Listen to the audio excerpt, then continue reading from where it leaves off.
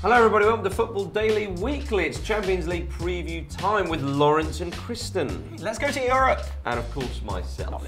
Atletico Madrid are at home to BAYER Leverkusen. Leverkusen won the first game 1-0 in Germany, but now they're in Madrid, playing last season's finalist, Kristan. What do you make of this? I mean, Atleti, they're trying to reach the quarterfinal for the 7th time. They've been pretty impressive in this tournament. They have. They've had a tough few weeks in La Liga, though. Obviously, they've played some good sides in Sevilla and Valencia. But the they game don't go in form, do they? Not by any stretch. And the tackle Miranda produced on Sergio Garcia at the weekend was frightening. It was really a nasty one. And you wonder if that negative inertia carries over into the Champions League. I have a feeling it might, and I think it could be a really tough evening for Diego Simeone and everyone attached. Yeah, Leverkusen have won their last 5 in all competitions, Laurence. They've got a bit of momentum going into this one, but the Calderon's always a difficult place to go. Yeah, only the 1-0 lead. Obviously, they also have the chance of getting the away goal as well, which Atletico did not get. So if they just go 1-0 up, all they need to do is score, and they've got themselves a fairly comfortable lead. That's the interesting dynamic to watch. Roger Schmidt is notorious for his high pressure. In fact, Guardiola said his Salzburg side, he'd never played against a side with such intensity. Does he go with that same mentality against Atletico at their place, essentially? Could get caught with that, because they're very high pressure as well. Yeah, it's that idea of two, butting bulls almost. One's going to slip, and do you want to take that risk? Indeed, and Diego Godin is suspended as well. He's a huge player for Atleti. So with all that in mind, and Thiago, don't forget that. Score prediction. I think it will be 2-1 to Atletico. So Leverkusen to go through and away goals. Laurence, I think it will be 3-1.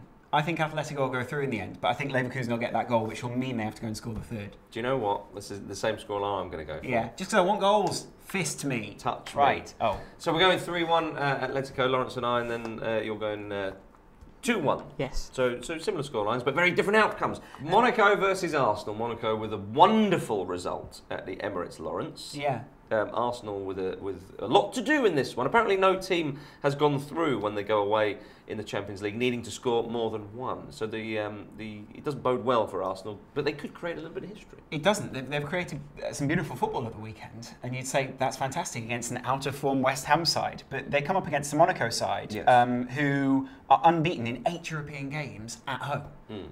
So what are you going to do about that when you have the record against you, and then you have their record against you as well? I think they're going to find it hard because Monaco did very well against Arsenal. What you would say about Arsenal in the first leg was they didn't turn up and play as Arsenal. They played as bad Arsenal. Well, they've got to face the sternest defence in the group stages as well, and you have to consider that.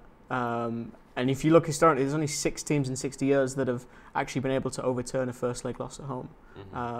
Inter and Ajax are the more recent ones. I just can't see Arsenal doing it. I think, again, you have to give immense credit to Leonardo Jardim because, again, in the start of the season, they lose 2 of their biggest players in James and Falcao, and he builds this very defensive, very canny side that won't entertain you every week, but will get the job done. And I think that was highlighted by the game at the Emirates. Bloody France. Arsenal are too good for this. Well, yeah, thank you, Zlatan. Yeah. Arsenal have played well in the second leg before when they've had a poor home result. Ultimately, they've gone out, but you think of the game against Bayern Munich, for example, when they went there, and I think they won 2-0, which was surprising. They'll be looking to do that again. So Arsenal are capable of producing a good performance in a second leg. And Monaco are not as good as Bayern, of course. Arsenal are a better side than Monaco, Laurence. So could Arsenal win 3-0 and go through here? I'd love to think that they could, but I don't think that they will. Right. Yeah.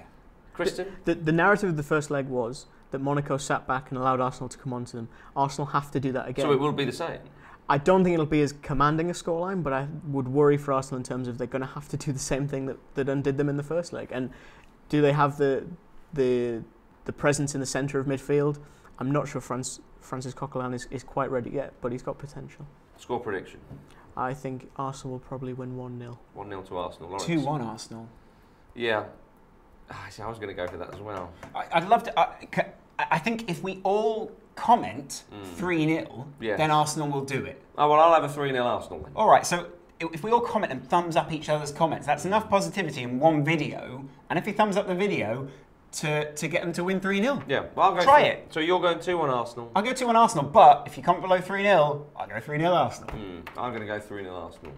Damn it all. Yeah. It's going to happen. In your first ever YouTube comment. There you are. In the comments below, please let us know your score predictions for tonight's matches. Thank you very much, Laurence. Thank you very much, Kristan. It's been an absolute pleasure. We'll see you next time.